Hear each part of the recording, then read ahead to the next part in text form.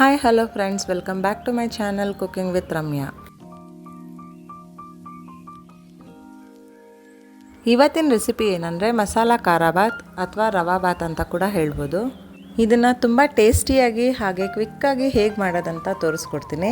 ಮೊದಲಿಗೆ ಒಂದು ಪಾತ್ರೆನ ಬಿಸಿ ಇಟ್ಕೊಂಡು ಒಂದು 5ರಿಂದ 6 ಸ್ಪೂನಷ್ಟು ಕುಕ್ಕಿಂಗ್ ಆಯಿಲ್ ಹಾಕ್ಕೊಳ್ಳೋಣ. ಆಯಿಲ್ ಸ್ವಲ್ಪ ಹೀಟ್ ಆದಮೇಲೆ ಸಾಸಿವೆ ಹಾಕ್ಕೊಳ್ಳೋಣ.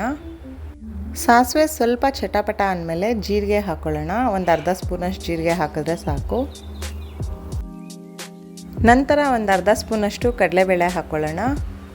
ಹಾಗೆ ಒಂದು ಅರ್ಧ ಸ್ಪೂನಷ್ಟು ಉದ್ದಿನಬೇಳೆ ಕೂಡ ಹಾಕ್ಕೊಂಡು ಚೆನ್ನಾಗಿ ಬಾಡಿಸ್ಕೊಳ್ಳೋಣ.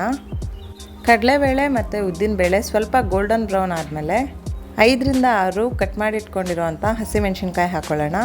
ಹಾಗೆ ಒಂದೆರಡು ಕಡ್ಡಿ ಕರ್ಬೇವಿನ ಸೊಪ್ಪನ್ನು ಕೂಡ ಒಗ್ಗರಣೆಗೆ ಹಾಕ್ಕೊಳ್ಳೋಣ. ನಂತರ ಒಂದು ಈರುಳ್ಳಿನ ಕೂಡ ಹಾಕ್ಕೊಂಡು ಚೆನ್ನಾಗಿ ಫ್ರೈ ಮಾಡ್ಕೊಳ್ಳೋಣ. ಈರುಳ್ಳಿನ ನಾನಿಲ್ಲಿ ಉದ್ದುದ್ದಕ್ಕೆ ಸ್ಲೈಸ್ ಮಾಡಿ ಕಟ್ ಮಾಡ್ಕೊಂಡಿದ್ದೀನಿ. ನೀವು ಬೇಕಂದರೆ ಸಣ್ಣದಾಗಿ ಕೂಡ ಹೆಚ್ಕೋಬೋದು. ಈರುಳ್ಳಿ ಸ್ವಲ್ಪ ಫ್ರೈ ಆದಮೇಲೆ ತುರಿದಿಟ್ಕೊಂಡಿರೋ ಅಂಥ ಶುಂಠಿನ ಒಂದು ಅರ್ಧ ಸ್ಪೂನಷ್ಟು ಹಾಕ್ಕೊಳ್ಳೋಣ. ಇದನ್ನು ಕೂಡ ಆಯಿಲಲ್ಲಿ ಚೆನ್ನಾಗಿ ಫ್ರೈ ಮಾಡ್ಕೊಳ್ಳೋಣ, ಅಂದರೆ ಹಸಿ ವಾಸನೆ ಹೋಗೋವರೆಗೂ. ಅದನ್ನು ಸ್ವಲ್ಪ ಬಾಡಿಸ್ಕೊಂಡ ನಂತರ ಕಟ್ ಮಾಡಿ ಇಟ್ಕೊಂಡಿರೋ ಅಂಥ ಕ್ಯಾರೆಟ್ ಹಾಕ್ಕೊಳ್ಳೋಣ. ಹಾಗೆ ಬೀನ್ಸ್, ಹಾಗೆ ಸ್ವಲ್ಪ ಬಟಾಣಿನೂ ಕೂಡ ಹಾಕ್ಕೊಂಡು ಚೆನ್ನಾಗಿ ಆಯಿಲಲ್ಲಿ ಫ್ರೈ ಮಾಡ್ಕೊಳ್ಳೋಣ. ಇದನ್ನು ಸ್ವಲ್ಪ ಫ್ರೈ ಮಾಡಿದ ನಂತರ ಒಂದು 1/4 ಟೀ ಸ್ಪೂನಷ್ಟು ಅರಿಶಿನ ಹಾಕ್ಕೊಳ್ಳೋಣ. ಹಾಗೆ ತರಕಾರಿ ಬೇಯೋದಕ್ಕೆ ಎಷ್ಟು ಬೇಕೋ ಅಷ್ಟು ಸ್ವಲ್ಪ ಉಪ್ಪನ್ನ ಹಾಕ್ಕೊಳ್ಳೋಣ.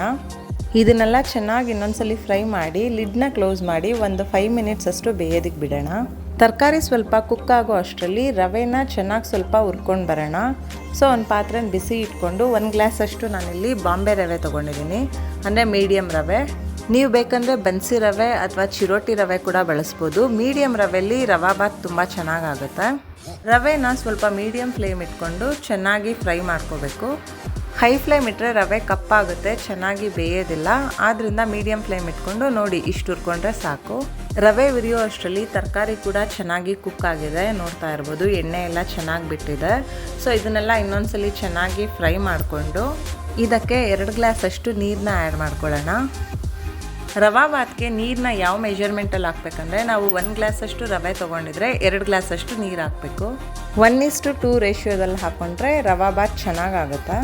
ಸಾಫ್ಟಾಗಿ ಮತ್ತು ಕನ್ಸಿಸ್ಟೆನ್ಸಿ ಎಲ್ಲ ಪರ್ಫೆಕ್ಟಾಗಿ ಆಗುತ್ತೆ. ಈಗ ಒಂದು ಅರ್ಧ ಸ್ಪೂನಷ್ಟು ಗರಂ ಮಸಾಲ ಹಾಕ್ಕೊಳ್ಳೋಣ. ಹಾಗೆ ಒಂದು ಅರ್ಧ ಕಪ್ಪಷ್ಟು ತುರಿದಿರೋ ಅಂಥ ಹಸಿ ಕಾಯಿ ತುರಿನ ಹಾಕ್ಕೊಳ್ಳೋಣ. ಈ 2 ಇಂಗ್ರೀಡಿಯೆಂಟ್ಸ್ ನಮ್ಮ ರವಾ ಬಾತ್ಗೆ ತುಂಬಾ ಒಳ್ಳೆ ಟೇಸ್ಟ್ ಕೊಡುತ್ತೆ ಅಂತ ಹೇಳ್ಬೋದು. ಹಾಗೆ ಒಂದು 5ರಿಂದ 6 ಗೋಡಂಬಿನ ತುಪ್ಪದಲ್ಲಿ ಸ್ವಲ್ಪ ಫ್ರೈ ಮಾಡ್ಕೊಂಡು ಹಾಕ್ಕೊಳ್ಳೋಣ, ಟೇಸ್ಟ್ ಚೆನ್ನಾಗಿ ಬರುತ್ತೆ. ಹಾಗೆ 2 ಸ್ಪೂನಷ್ಟು ತುಪ್ಪ ಹಾಕ್ಕೊಳ್ಳಿ. ಈಗ ಹುರಿದಿಟ್ಕೊಂಡಿರೋ ಅಂಥ ರವೆನ ನಿಧಾನವಾಗಿ ಹಾಕೋತಾ ನೀರಲ್ಲಿ ಚೆನ್ನಾಗಿ ಮಿಕ್ಸ್ ಮಾಡ್ತಾ ಇರಬೇಕು. ಗ್ಯಾಸ್ ಫ್ಲೇಮು ಸ್ವಲ್ಪ ಲೋನಲ್ಲೇ ಇಟ್ಕೊಂಡು ಮಾಡ್ಕೊಳ್ಳಿ. ನೋಡಿ, ಹೀಗೆ ನಿಧಾನವಾಗಿ ಹಾಕ್ಕೊತಾ ಚೆನ್ನಾಗಿ ತಿರುಗಿಸ್ಕೊತಾ ಇರಬೇಕು. ನಾವು ರವೆನೆಲ್ಲ ಒಂದೇ ಸಲ ಹಾಕ್ಕೊಂಡ್ರೆ ಗಂಟುಗಳಾಗೋ ಚಾನ್ಸಸ್ ಇರುತ್ತೆ. ಸೊ ನೀವು ನಿಧಾನವಾಗಿ ಸ್ವಲ್ಪನೇ ಹಾಕ್ತಾ ನಾನು ಹೇಗೆ ತಿರುಗಿಸ್ಕೊಂಡೆ ಅದೇ ರೀತಿಯಲ್ಲಿ ತಿರುಗಿಸ್ಕೊಂಡ್ರೆ ಚೆನ್ನಾಗಾಗುತ್ತೆ. ಹೀಗೆ ಒಂದು 2 ಮಿನಿಟ್ಸ್ ಅಷ್ಟು ಚೆನ್ನಾಗಿ ತಿರುಗಿಸ್ಕೊತಾ ಇರಬೇಕು. ಸೊ ತಿರುಗಿಸಿಲ್ಲ ಅಂದರೆ ತಳ ಹಿಡಿಯುತ್ತೆ. ನೋಡ್ತಾ ಇರ್ಬೋದು ನೀವು, ಕನ್ಸಿಸ್ಟೆನ್ಸಿ ಎಲ್ಲ ತುಂಬಾ ಚೆನ್ನಾಗಿ ಬಂದಿದೆ, ಸ್ವಲ್ಪ ಕೂಡ ಅಂಟ್ತಾ ಇಲ್ಲ, ಚೆನ್ನಾಗಾಗಿದೆ. ಸೊ ಈಗ ರವೆ ಕೂಡ ಚೆನ್ನಾಗಿ ಕುಕ್ ಆಗಿರೋದ್ರಿಂದ ಗ್ಯಾಸ್ನ ಆಫ್ ಮಾಡಿಕೊಂಡು ಒಂದು ಅರ್ಧ ನಿಂಬೆಹಣ್ಣಿನ ರಸನ ಹಾಕ್ಕೊಳ್ಳೋಣ. ಇದಕ್ಕೆ ಲೆಮನ್ ಫ್ಲೇವರ್ ಇದಕ್ಕೆ ತುಂಬಾ ಚೆನ್ನಾಗಿ ಟೇಸ್ಟ್ನ ಕೊಡುತ್ತೆ ಅಂತ ಹೇಳ್ಬೋದು.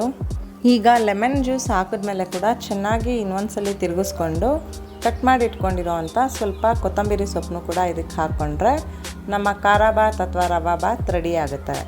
ನೋಡ್ತಾ ಇರ್ಬೋದು ಎಷ್ಟು ಕಲರ್ಫುಲ್ಲಾಗಿ ಕಾಣ್ತಾ ಇದೆ ಅಂತ. ಇದು ಹೆಲ್ತಿಗೆ ಕೂಡ ತುಂಬ ಒಳ್ಳೆಯದು. ಮಕ್ಕಳು ತರಕಾರಿ ತಿನ್ನಲ್ಲ ಅಥವಾ ಬರೀ ಉಪ್ಪಿಟ್ಟು ತಿನ್ನಲ್ಲ ಅಂದರೆ ಈ ರೀತಿಯಾಗಿ ಮಾಡಿಕೊಟ್ರೆ ಖಂಡಿತವಾಗ್ಲೂ ಟೇಸ್ಟ್ ಮಾಡ್ತಾರೆ. ಖಾರ ಬಾತ್ ಜೊತೆ ಒಳ್ಳೆ ಕಾಂಬಿನೇಷನ್ ಅಂದರೆ ಕೇಸರಿ ಬಾತ್. ನನ್ನ ಚಾನಲಲ್ಲಿ ಅದರ ರೆಸಿಪಿ ಕೂಡ ಇದೆ. ಯಾರಿಗಾದರೂ ಬೇಕಾದರೆ ನಾನು ಡಿಸ್ಕ್ರಿಪ್ಷನಲ್ಲಿ ಆ್ಯಡ್ ಮಾಡಿರ್ತೀನಿ ಲಿಂಕ್ನ. ಸೊ ಚೆಕ್ ಮಾಡಿ ಒಂದ್ಸರಿ. ನೋಡಿದ್ರಲ್ಲ, ತರಕಾರಿನೆಲ್ಲ ಉಪಯೋಗಿಸಿ ಎಷ್ಟು ಈಸಿಯಾಗಿ ರವಾ ಬಾತ್ನ ನಾವು ಮನೆಯಲ್ಲೇ ಮಾಡ್ಬೋದು ಅಂತ. ನಿಮಗೆ ಈ ನನ್ನ ರವಾ ಬಾತ್ ಅಥವಾ ಖಾರ ಬಾತ್ ರೆಸಿಪಿ ಇಷ್ಟವಾದರೆ ನನ್ನ ಚಾನಲ್ಗೆ ಸಬ್ಸ್ಕ್ರೈಬ್ ಮಾಡಿ. ಹಾಗೂ ಈ ವಿಡಿಯೋನ ನಿಮ್ಮ ಫ್ರೆಂಡ್ಸ್ ಆ್ಯಂಡ್ ಫ್ಯಾಮಿಲಿ ಜೊತೆ ಶೇರ್ ಮಾಡಿ. ಲೈಕ್ ಮತ್ತು ಕಮೆಂಟ್ನ ಮಾಡೋದನ್ನು ಮರಿಬೇಡಿ. ಮುಂದೆ ಒಂದು ಹೊಸ ರೆಸಿಪಿ ಜೊತೆ ಸಿಗೋಣ. ಅಲ್ಲಿವರೆಗೂ take care, have a great day. Bye.